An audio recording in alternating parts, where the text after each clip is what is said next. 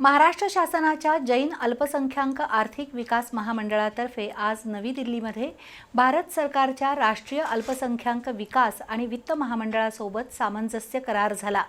महाराष्ट्रातील विद्यार्थ्यांच्या उच्च शिक्षणासाठी आणि युवकांच्या नवउद्योगांना आर्थिक सहाय्य देण्यासाठी हा सामंजस्य करार महत्त्वपूर्ण आहे। त्यानुसार जैन अल्पसंख्याक आर्थिक विकास महामंडळाला तब्बल 100 कोटी रुपयांचा निधी उपलब्ध होणार आहे। याबद्दलची माहिती महामंडळाचे अध्यक्ष ललित गांधी यांनी दिली। जैन अल्पसंख्याक आर्थिक विकास महामंडळाचा नवी दिल्लीमध्ये आज राष्ट्रीय अल्पसंख्याक विकास आणि वित्त महामंडळासोबत सामंजस्य करार झाला। त्यातून जैन अल्पसंख्याक आर्थिक विकास महामंडळाला 100 कोटी रुपयांचा निधी मंजूर झालाय।